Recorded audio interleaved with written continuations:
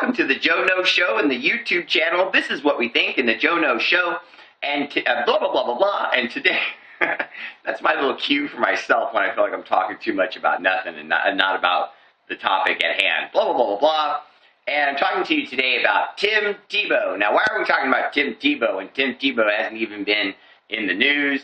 He hasn't been used on the team he's on. He isn't used in their offense really at all. I mean, I know everybody's already said this. And I know people have said it actually quite a little bit. But there are a handful of people out there who aren't aware of this, so I'm going to say this again.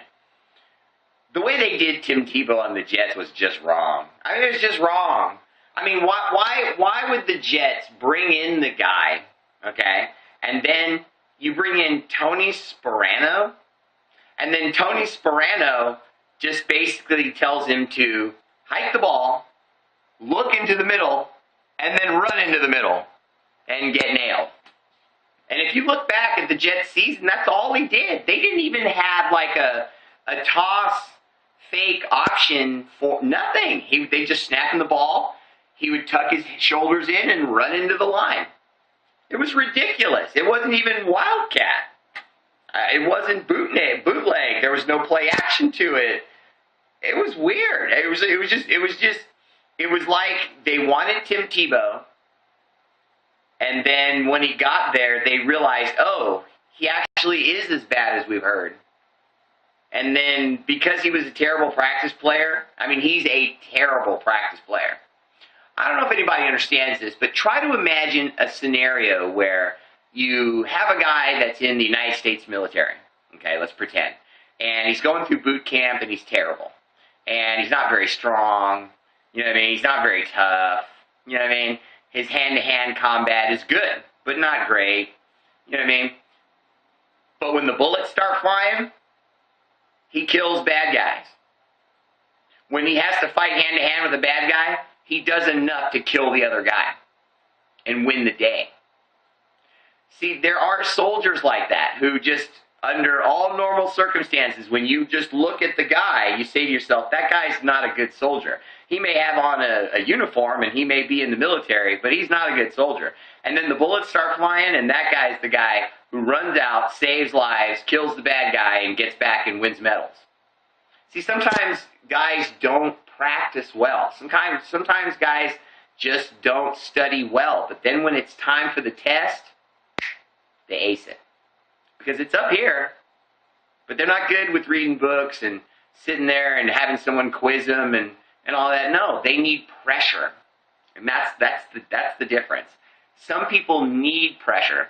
There's most people dislike pressure, let's be honest. Pressure busts pipes, okay? Which means you usually fail. Like a pipe bursting, you fail. Thus the term pressure busts pipes. Okay, now, then there's people who don't mind pressure. Then there's people who like pressure. And then there's people who are a fish in water to pressure, okay? Where not only do they like pressure, but pressure's what they want. They need those moments of stress, and they tend to perform better when they're actually forced to think faster. But when there's no pressure on them and they're allowed to read and think, they slow down. There's a matrix kind of effect. Whereas that's usually the opposite. Usually people have to get used to the stress to perform well in it, whereas some people need the stress to perform well. I don't know. You know what I mean? It's like, think of the guy you walk by in the street, right? And he doesn't look like an athlete at all. And I look at this guy and I say to myself, I could out-jump this guy, I could out-swim this guy, I could probably lift more weights than this guy, I could probably swim further than this guy. And then the guy looks at me and tells me it's all true. I'm more athletic than that guy is. I can probably do all those things better than he can, but he's a fireman. You see what I'm saying?